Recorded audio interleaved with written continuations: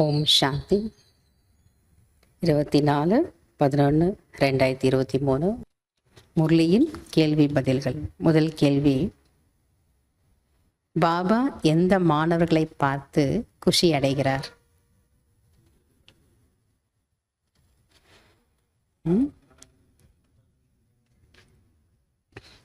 பாபா சொல்றாரு, நன்றாக படித்து மற்றவர்களுக்கும் கற்றுத்தரக்கூடிய மாணவர்களை பார்த்து பாபா குஷி அடைகிறார். நாமளும் நல்ல முறையில் படிக்கணும், மற்றவங்களையும் படிப்பிக்கணும். அவங்கள பார்த்து தான் பாபா குஷி அடைவார். ரெண்டாவது கேள்வி: எங்கே சென்று சொற்பொழிவு செய்ய வேண்டும் என்று பாபா இந்த முறையில் கூறியுள்ளார்?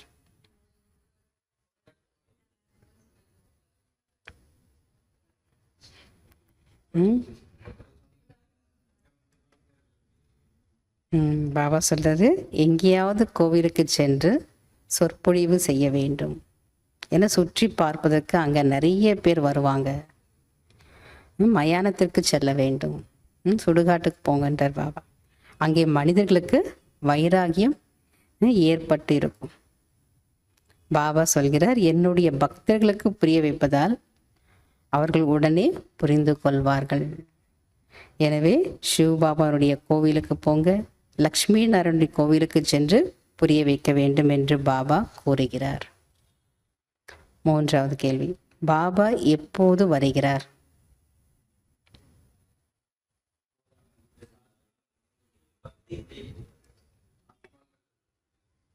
எப்போது பக்தி முடிவடைகிறதோ அப்போது அனைவரும் தூய்மையற்றவர்களாக, பதீத்த நிலையில் தூய்மையற்றவர்களாக கீழான நிலையில் வந்து விடுகின்றனர்.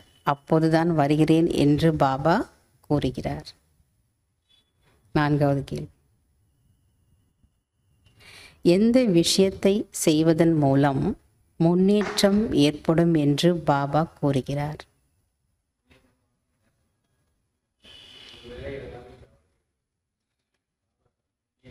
சொல்லணும்.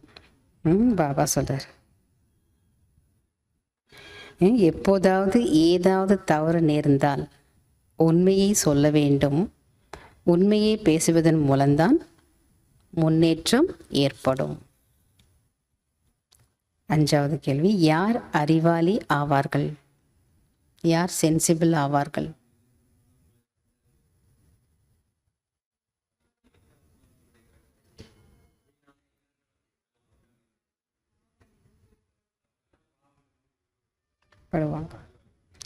நிமித்த ஆத்மாக்களின் கட்டளையின் மகத்துவத்தை அறிந்து கொண்டு பாவங்களிலிருந்து விடுபடக்கூடியவர்கள்தான் அறிவாளி ஆவார்கள். fill in the blanks. First, தேவதைகளை டேஷ் என்று கூறினார்கள். தேவதைகளை அமரர்கள் என்று கூறினார்கள்.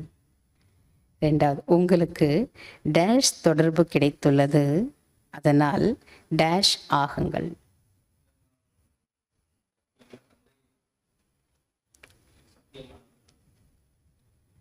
உங்களுக்கு சத்தியமான தந்தையின் தொடர்பு கிடைத்துள்ளது, அதனால் உண்மையானவர்களாக ஆகுங்கள். மூன்றாவது, யார் ஓய்வு பிரியராக இல்லாமல் டேஷ் கமா டேஷ் இருக்கிறார்களோ அவர்கள்தான் நேர்மையானவர்கள். யார் ஓய்வு பெறுவராக இல்லாமல் பிரபுவுக்கு பிரியமானவர், உலகிற்கு பிரியமானவர்களாக இருக்கிறார்களோ அவர்கள்தான் நேர்மையானவர்கள்.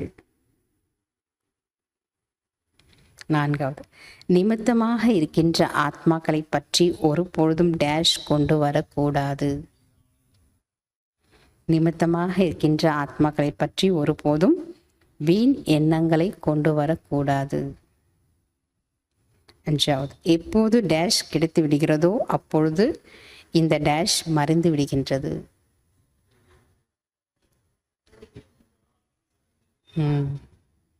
எப்போது சத்கதி கிடைத்து விடுகிறதோ அப்போது இந்த ஞானம் புத்தியிலிருந்து மறைந்து விடுகின்றது. அச்சா.